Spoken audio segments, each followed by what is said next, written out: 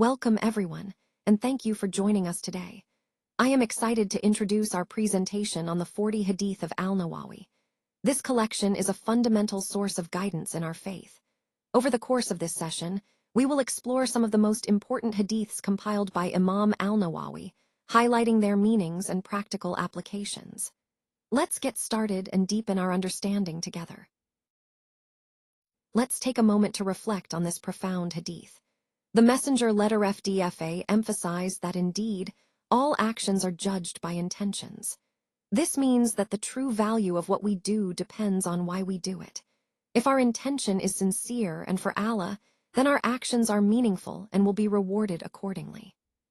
He also illustrated this with the example of emigration. If someone leaves for the sake of Allah and His Messenger, then their migration is for Allah. But if someone emigrates for worldly gains or to marry someone, then their intent shifts and their reward aligns with that motive. This teaches us the importance of purifying our intentions. It's a reminder that our actions, no matter how small, must be rooted in genuine purpose, seeking Allah's pleasure. Connecting this to our overall theme, it underscores that genuine devotion isn't just about the act itself, but about the heart and intention behind it. It's a call for us to continuously examine why we do what we do, ensuring our motives are aligned with our faith.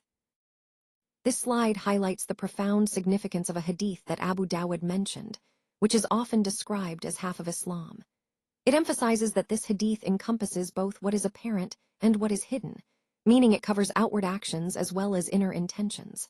Scholars like Al-Shafi and Ahmed have explained that this hadith represents half of all knowledge in Islam. Imam Shafi adds that it includes both external aspects, like our deeds, and internal aspects, such as our intentions. The core idea here is that deeds are performed with sincerity to Allah, and this sincerity is what truly gives meaning to our actions. This hadith touches on every act we do in Islam, whether it's prayer, charity, or other good deeds, and reminds us that the essence of these actions lies in the intention behind them.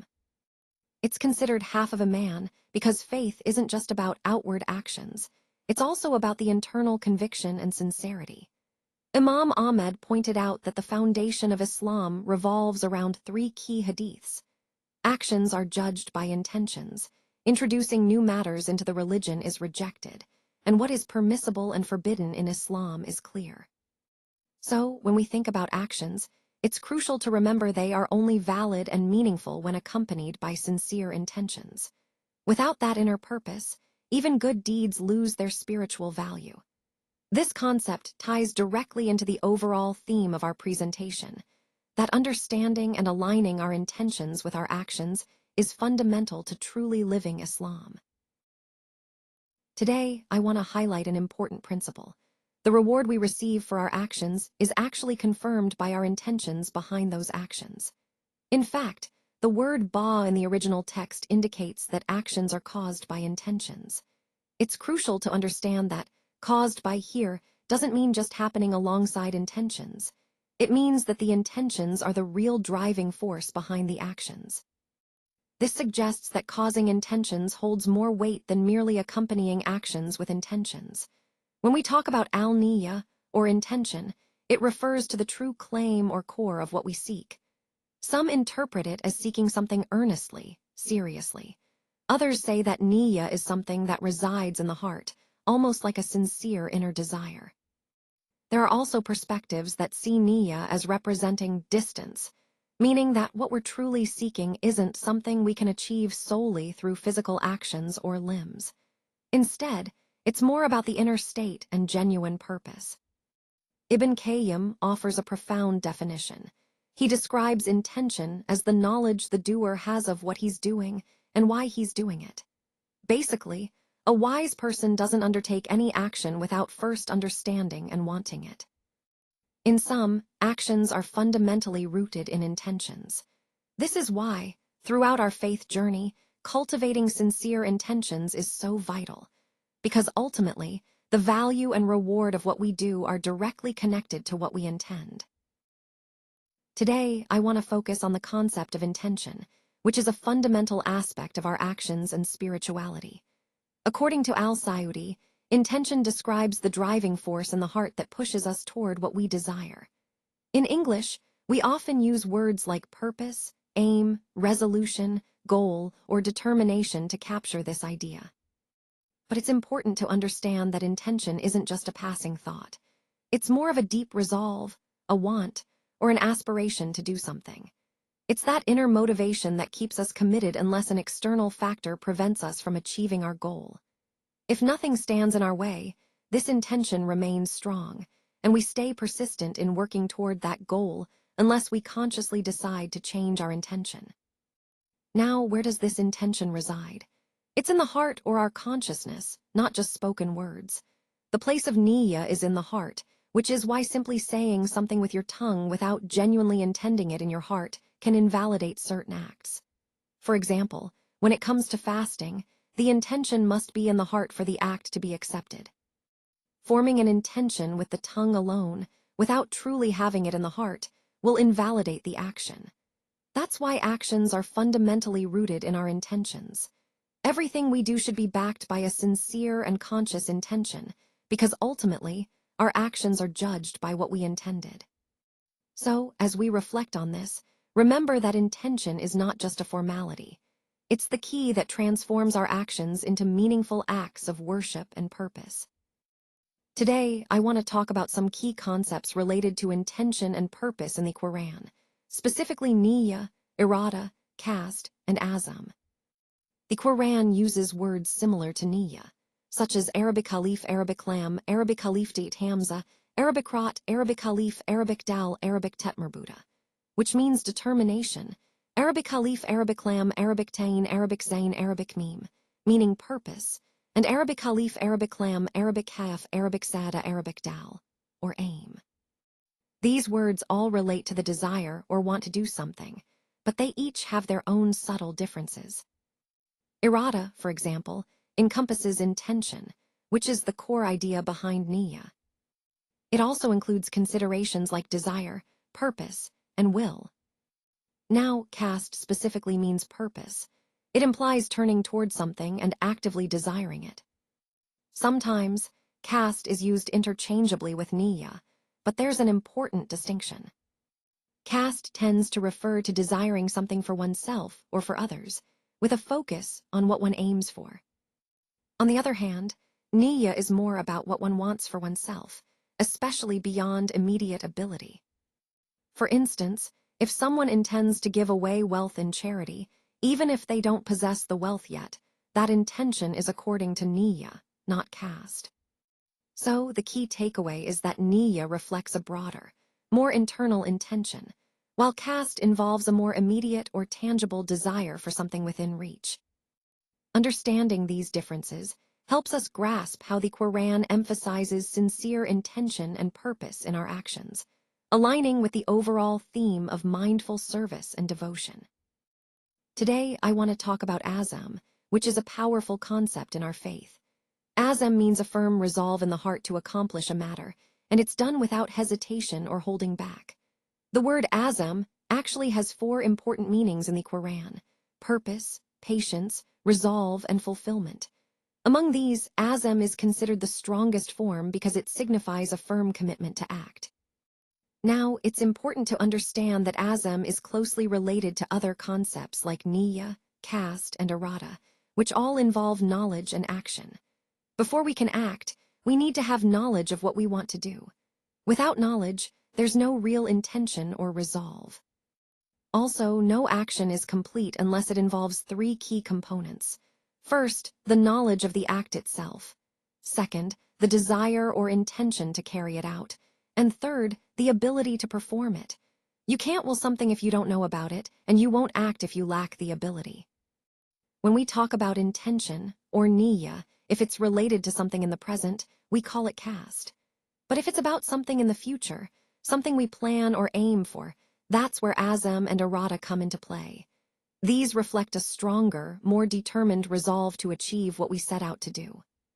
So, in essence, understanding these terms helps us realize how our intentions, knowledge, and abilities all come together to shape our actions and our fulfillment of our goals. When we talk about intentions, it's important to remember that a person's motives can be noble or even evil. The key for us as believers is to always aim to make our intentions purely for the sake of Allah, SWT. We want our deeds to be motivated solely by His pleasure. Sincerity, or Arabic Khalif, Arabic Lam, Arabic Khalif Dit Hamza, Arabic Ket, Arabic Lam, Arabic Khalif, Arabic Saada, is actually a fundamental part of Tawheed, which is the core of our faith. Before we start any action, we should ask ourselves if it's truly for Allah, SWT. If we stray from this, even unintentionally, we risk falling into major or minor forms of shirk, which we must always avoid. All actions are inherently neutral. What makes them good or complete is the intention behind them. When we talk about the completeness of an action, it really hinges on our sincerity and the correctness of how we perform it. Without a sincere intention, an action is not fully complete. For example, paying back a debt may not always require a special intention, because it's fulfilling a responsibility. It's part of our duties. But in general, for acts of worship or good deeds, the intention transforms the action from mere movement into an act of worship.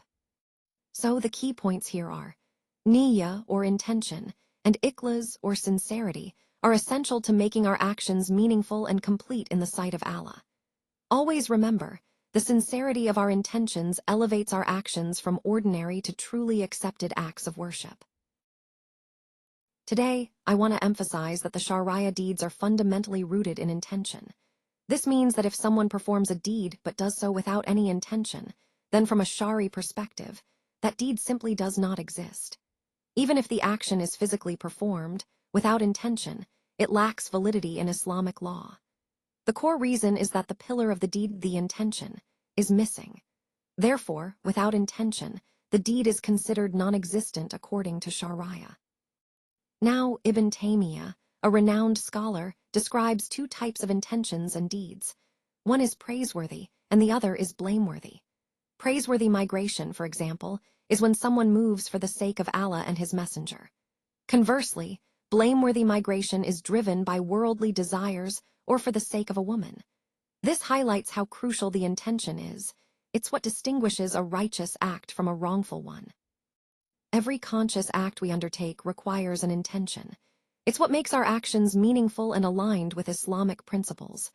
Modern scholars further add that intention also means that deeds should be sound, considered, and accepted. In essence, for an act to be truly valid, the intention behind it must be sincere and proper.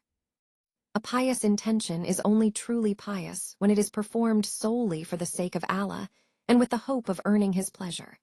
If the intention is evil, then the outcome will also be evil. This connects directly to the broader theme that our intentions shape the moral and spiritual value of our actions.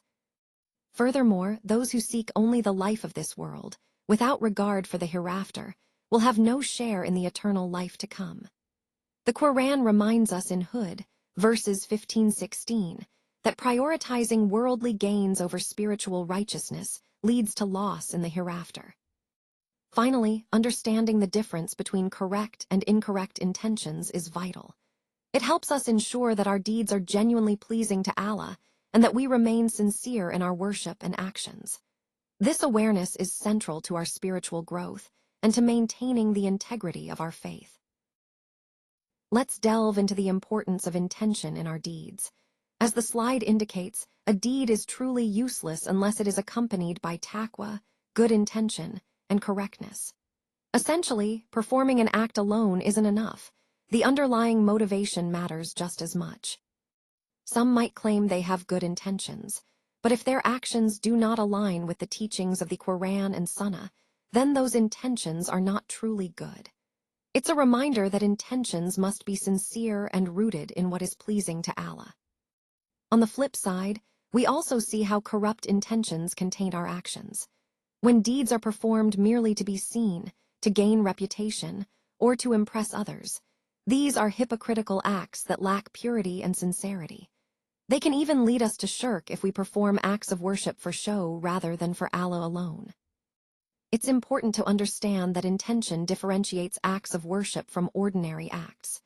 A small act, like a kind word or a simple prayer, can become greatly rewarded if done with sincere intention. Conversely, a large or seemingly significant act can lose its value if the intention behind it is flawed. This highlights a crucial point. Performing acts to show off, riya, can actually constitute shirk, which is the gravest sin. So we must constantly check our intentions. If during an act we notice our original pure intention becomes corrupted, we should immediately repel those negative thoughts and refocus on Allah's pleasure. Remember, the correctness of our intention depends on the act being permissible and in accordance with what is prescribed in the deen. If the action itself is not acceptable or is impermissible, then no matter how sincere we are, the intention cannot make it valid or rewarded. In summary, intentions are the key that elevates our deeds or renders them meaningless. Ensuring our intentions are pure and aligned with Islamic teachings is essential for our actions to be truly meaningful and accepted. Let's take a moment to reflect on the importance of intention behind our actions. Sometimes, we might do something with good intentions, but the action itself might be wrong or misguided. For example, giving charity to someone who doesn't deserve it, perhaps by mistake, still counts as a good deed because of the good intention behind it. However, it's crucial to understand that intentions are a private matter between Allah and the servant. Only Allah knows what's truly in our hearts. Now, this leads us to an important point about disbelievers. Even if they perform good deeds outwardly, if their intention is to never worship Allah, they will still face punishment. Their actions, no matter how seemingly good, are not accepted because their true intention is misguided. On the other hand, believers who sincerely intend to worship Allah alone and act accordingly will be saved from punishment. Their worship, fueled by pure intention, brings them closer to Allah and secures their place in Jannah. Another critical aspect is that we can lose rewards for our good deeds, not just through neglect or sin, but also through reminders that cause injury or harm to others. Our intention should always be to seek Allah's pleasure and keep our focus on the ultimate goal, pleasing Allah and following the example of the Prophet. Speaking of which, the ultimate goal of all our deeds must be Allah and His Prophet. Whether our actions are correct or incorrect, understanding and clarifying our intentions is key. Correct intention aligns our actions with Allah's guidance, while incorrect intention can diminish or invalidate our deeds. So always examine your intentions. Ensure they are sincere and directed toward Allah, and remember that the sincerity of your heart is what truly matters in the eyes of Allah. Today, I want to highlight a very important point that the Prophet Muhammad, peace be upon him, shared with us. He said that the thing he fears most for his followers is lesser shirk, which is showing off when doing good deeds. This means that sometimes we might perform acts of worship or kindness not purely for Allah, but to impress others or gain their admiration. This concept of showing off is very dangerous because it can nullify our intentions and take us away from sincerity. It's a subtle form of wrong intention that can easily creep in without us realizing. What's crucial here is recognizing that our motivations matter just as much as the actions themselves. When we do good deeds, we should constantly check our hearts and ensure that our intentions are solely for Allah's pleasure. This ties back to the overall theme of the presentation, which is about maintaining sincerity and avoiding hidden shirk. Because at the core, our actions should be for Allah alone, not for worldly recognition. So next time we perform a good deed, let's pause and reflect. Am I doing this for Allah or to impress others? That awareness can help us stay on the straight path and preserve the purity of our worship. Today, we're focusing on the meaning of hera, which essentially means to leave or avoid something and to move from one thing to something else.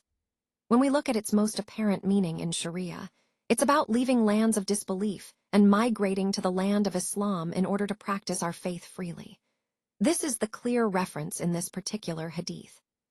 But it's important to understand that the meaning and ruling of this hadith are quite broad. It applies to any form of hera, not just the physical migration to a new land. The next hadith we'll look at emphasizes that as long as non-Islamic countries or regions exist, there will always be a reason for hera. In other words, as long as these regions continue to exist, there will be a need for jihad, and a motivation for Muslims to move from those lands to the lands of Islam. So, the concept of Hira isn't just about a historical event. It's an ongoing aspect of our faith and circumstances. Understanding this helps us see how this act of migration connects deeply with our overall theme of resilience and dedication to Islam in different contexts. Today, I want to highlight an important aspect of Hira as explained by al-Mutabaghi. He mentions that the word Hira in this hadith refers to any kind of Hira, whether physical or spiritual. What's crucial here is understanding that Hira isn't limited to just moving from one place to another. It also includes a spiritual journey, a change within ourselves. There is, however, a specific type of Hira that is obligatory for all Muslims at all times. This kind must be performed solely for the sake of Allah. It's a continuous effort to better ourselves and stay true to our faith.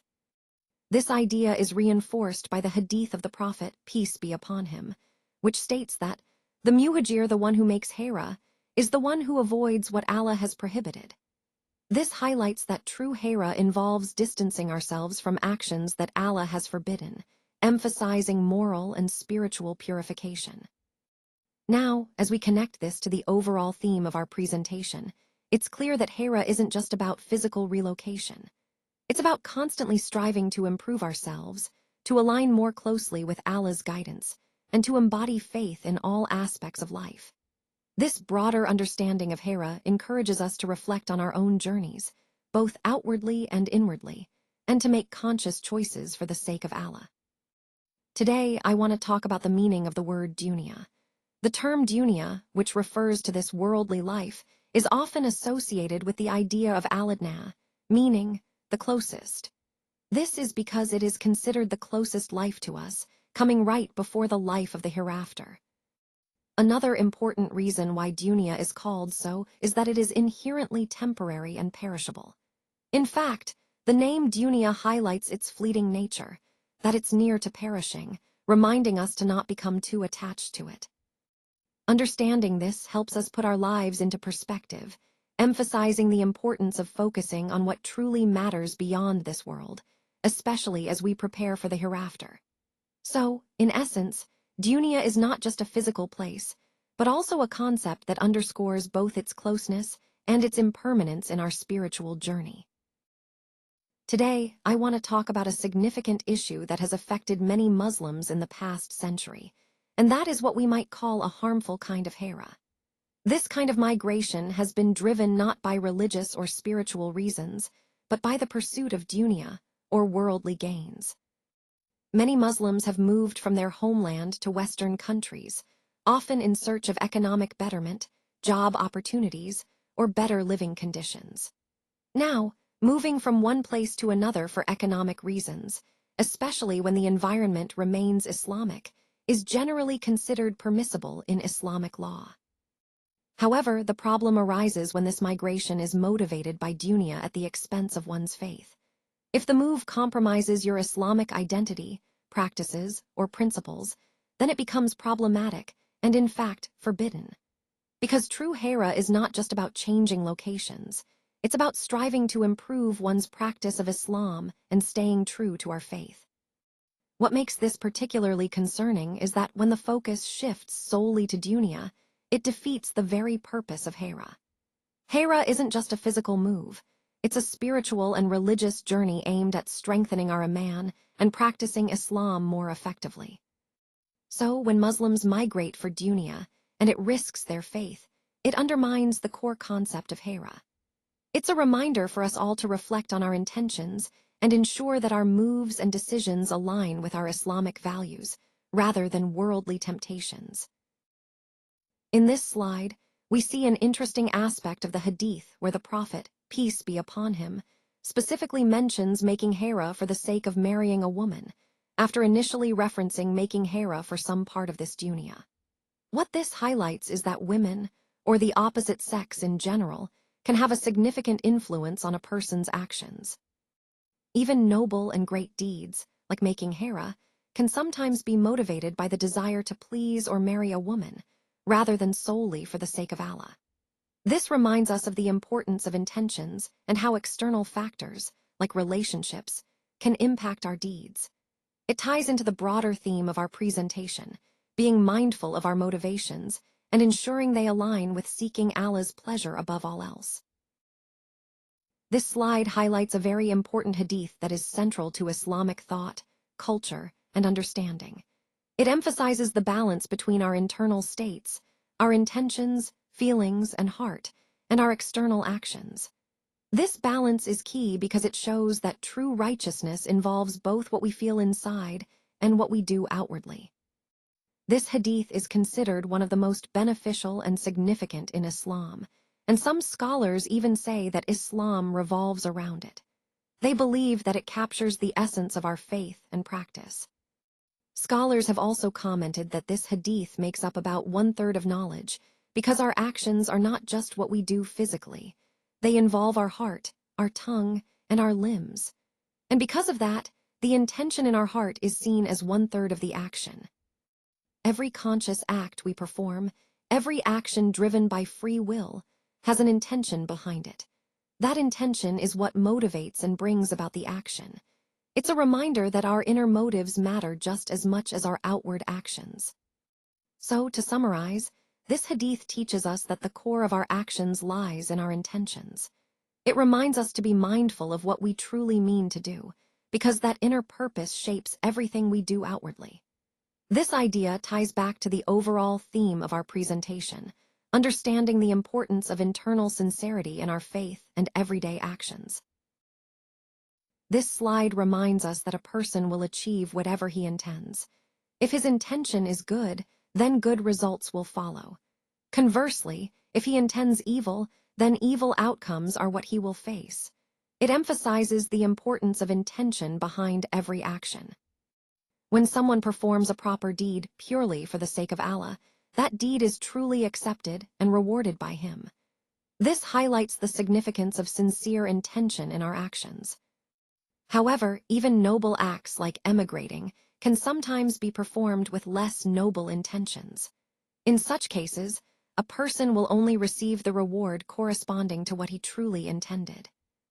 It's also important to recognize how worldly desires, like the attraction of the opposite sex and the material world, can influence us. These drives are powerful enough that they might lead us to do good deeds, but not for the sake of Allah, rather, for personal gain or other worldly reasons. In summary, this hadith teaches us that intentions shape our actions and their outcomes. It reminds us to purify our motives and ensure our deeds are done sincerely for Allah's sake, aligning with the overall theme of striving for genuine, heartfelt devotion.